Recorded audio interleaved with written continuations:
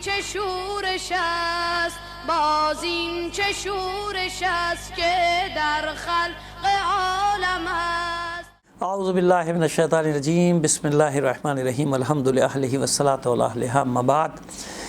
فلما احصى عیسیٰ منهم الکفر قال من انصاری اللہ قال الحواریون نحن انصار اللہ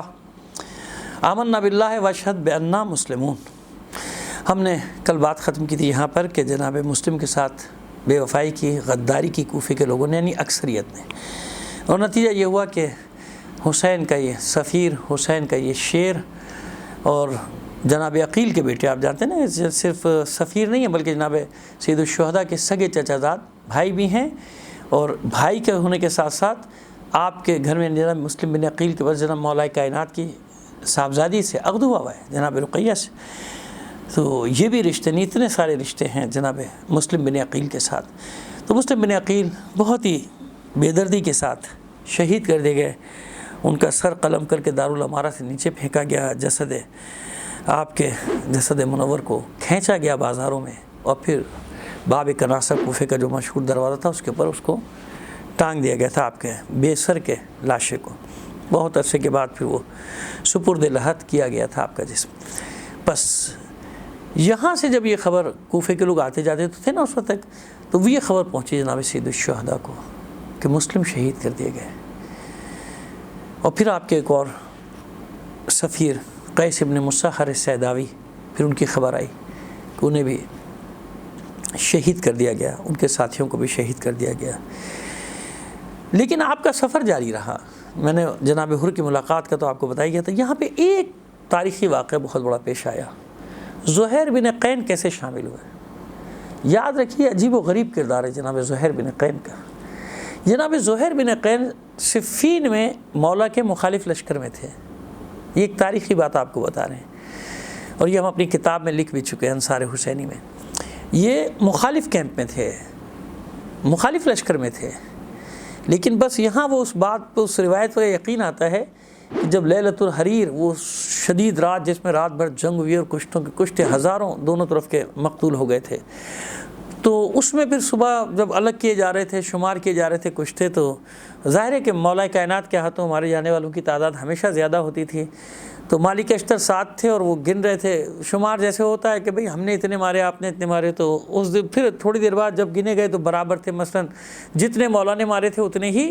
مالک اشتر نے، تو مالک اشتر مسکرائے اور کہا کہ مولا آج تو برابر رہا، جتنے آپ نے قتل کیے اتنے میں نے بھی قتل کیے، تو مولا نے مسکرا کے کہا ہاں مالک یہ بات تو آج تو برابر رہا، لیکن دیکھو تمہارے اور میرے مارنے میں، وار کرنے میں ایک فرق تھا، قتل کرنے میں ایک فرق تھا۔ وہ بڑا حیران ہو کے کہا مالک اشتر نے کہ وہ کیا فرق تھا میرے اور آپ کے وار کرنے میں اور قتل کرنے میں؟ تو آپ نے فرمایا دیکھو تمہارے سامنے جو آیا تم نے تلوار چلائی؟ وہ کہتے ہاں میں نے تلوار چلا دی جو میرے سامنے کہتے، لیکن میرے سامنے جو آتا تھا میں وار کرنے سے پہلے دیکھتا تھا اس کے صلب میں کہیں کوئی میرا چاہنے والا تو نہیں۔ بظاہر لوگوں کو اعتبار نہیں آتا اس روایت پہ، لیکن اب جب جناب زہیر بن قین کا ذکر کر رہا ہوں تو سمجھ میں آئی بات کہ اس لشکر میں بھی ایسے لوگ تھے کہ جو بعد میں اولاد رسول پہ قربان ہوئے، علی کے مقابلے پر تھے اور علی کے بیٹے پہ اپنی جان قربان کر دی۔ خیر اس جنگ میں تو یہ علی کے مخالف تھے، لیکن اس جنگوں کے بعد، تینوں جنگوں کے بعد، جمل، صفین، نہروان کے بعد جناب زہیر بن قین کو ان پر سے بھی اعتماد اٹھ گیا، یعنی بنی امیہ پر سے بھی اعتماد اٹھ گیا، وہ بالکل لا تعلق ہو گئے تھے۔ سرمایہ دار بہت بڑے تھے۔ کربلا کا یہ بھی کمال ہے کہ یہاں غریب امیر کا فرق نہیں ہے، یہاں سرمایہ دار، مزدور، کسان اور جاگیردار سب آپ کو قربانی کے دیتے ہوئے ایک ہی صف میں نظر آئیں گے۔ شعر پڑھ دینا آسان ہے، ایک ہی صف میں کھڑے ہو گئے محمود و ایاز، نماز میں ساتھ ہوتے تھے، نماز کے بعد محمود ہوتا تھا اور ایاز ہوتا تھا، لیکن یہ کربلا ہے کہ جہاں شروع سے آخر تک چاہے وہ حبشی غلام ہو جناب جون، چاہے وہ جناب زہیر بن قین جیسا سردار ہو، یہ سب ایک ہی صف میں، اور آج بھی سب علیہ السلام ہیں، سب علیہ السلام ہیں سارے کے سارے۔ جناب زہیر بن قین بھی حج پر تھے، یہ بنی امیہ کو چھوڑ چکے تھے، لیکن کنارہ کش، نہ اہل بیت کے ساتھ تھے نہ بنی امیہ کے ساتھ تھے،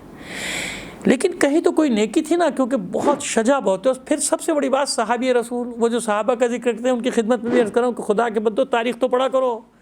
کربلا میں حسین کے ساتھ شہید ہونے والوں میں کم از کم 11 اصحاب رسول ہیں۔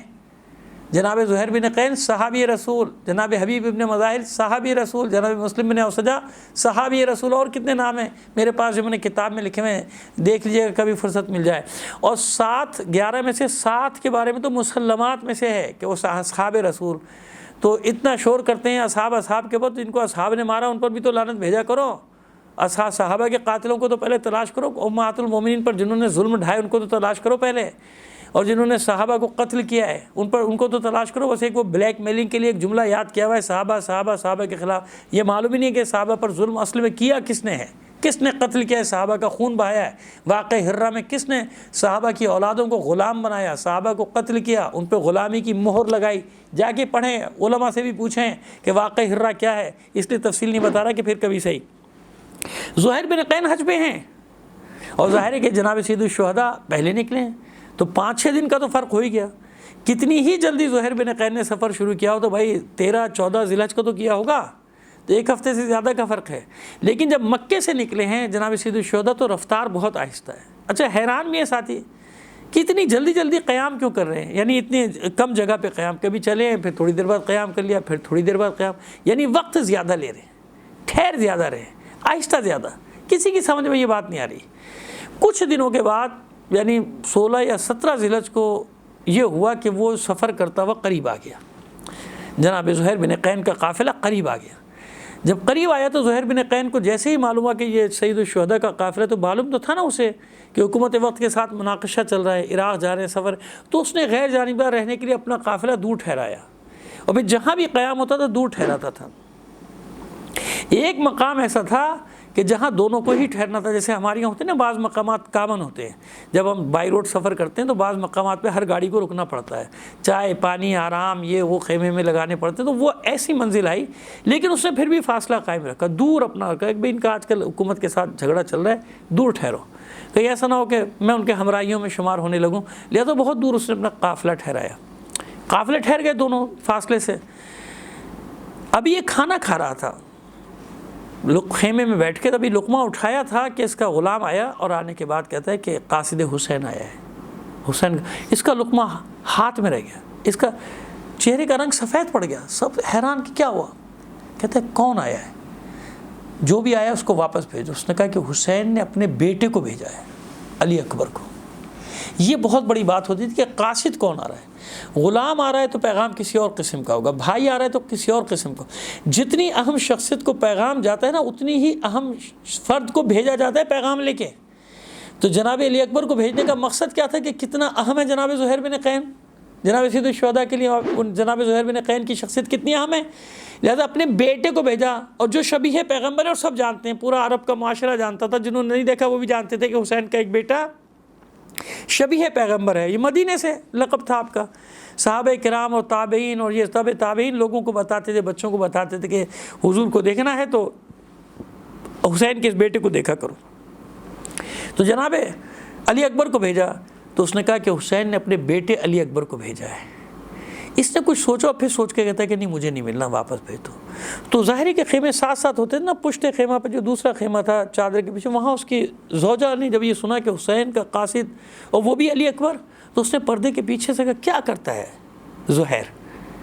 جانتا نہیں ہے شبیہ پیغمبر کو بھیجا ہے فرزند رسول نے، مل لے، پھر جو تیری مرضی فیصلہ کرنا، ملنے میں کیا حرج ہے، ملتا کیوں نہیں ہے؟ جب حسین نے اپنے بیٹے کو بھیجا ہے تو کتنی اہم بات ہوگی۔ اٹھ گیا پھر مجبوراً، ملا جناب علی اکبر سے، خط دیا کہ میرے بابا آپ سے ملاقات کرنا چاہتے ہیں چند منٹ۔ پریشان ہوا لیکن خیر چلا گیا۔ اب تاریخ میں یہ لکھا ہے، یعنی جنہوں نے وقائع نگار کہہ لیجئے کہ کربلا کے واقعات کو نقل کیا ہے، وہ یہ کہتے ہیں کہ جناب سید الشہداء نے اپنے خیمے کو ترک کیا، نکلے اور زہیر بن قین کو ساتھ لیا، دونوں خیموں کے درمیان میں جو راستہ ہے وہاں چلے گیا۔ آپ نے کندھے پر ہاتھ رکھا ہے زہیر بن قین کے،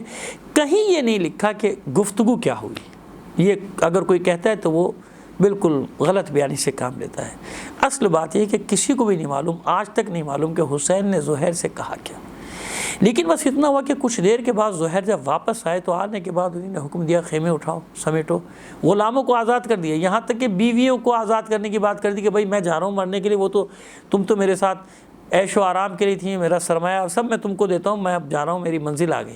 خیر وہ ایک بیوی جو تھی جس نے کہا تھا کہ علی اکبر آئے ہیں اور حسین کا بیٹا ہے، اس نے کہا کہ میں مرنے جینے میں تیرے ساتھ ہوں، میں آل رسول کے ساتھ رہوں گی، میں ان کی خواتین کے ساتھ رہوں گی، مگر میں تجھے چھوڑ کے نہیں جاتی۔ تو زہیر بن قین اس کا بھائی اور ایک ان کا ساتھی جو تھا، یہ امام حسین کے ساتھ آنے کی داستان ہے۔ اور پھر جب کیسے آئے، یعنی ابھی تک تو غیر جانبدار چل رہے تھے نا، پھر زہیر بن قین ایسے آئے کہ کربلا میں کم از کم 3 بار ایسا ہوا کہ اس لشکر کو سمجھانے کے لیے زہیر بن قین گئے،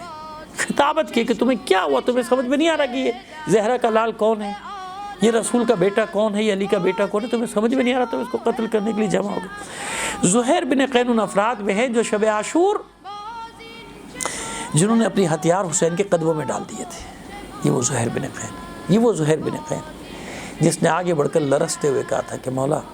آپ کو چھوڑ کر تو نہیں جا سکتا، یوں کہ یہ حکم دیجئے اپنے سر اپنے ہاتھ سے قلم کر کے آپ کے قدموں میں پھینک دو۔ یہ وہ زہیر بن قین ہے جس نے شجاعت کا باب رقم کیا کربلا میں انصار حسینی کا عالم آپ کو بتاؤں، جب صبح کا حملہ ہوا ہے نا، میں نے تفصیل سے اس کو لکھا اور ایک شہید کے نام کے ساتھ لکھا ہے، بس آخری جملے آج کے ادا کر رہا ہوں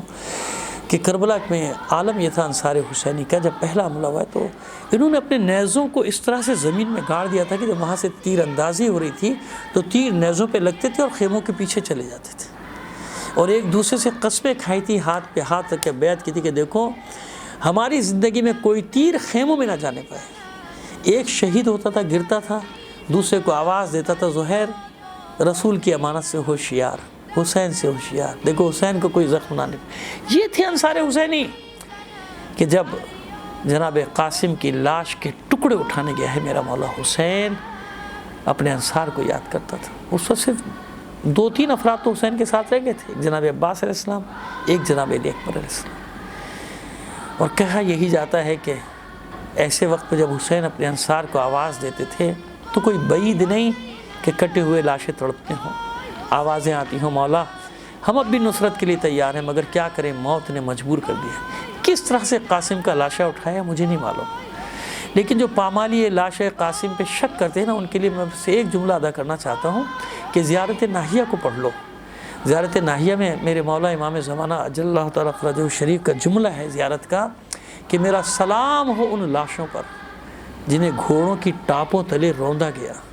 جنہیں اس طرح پامال کیا گیا کہ وہ خاک کے ساتھ یکساں کر دیے گئے تھے۔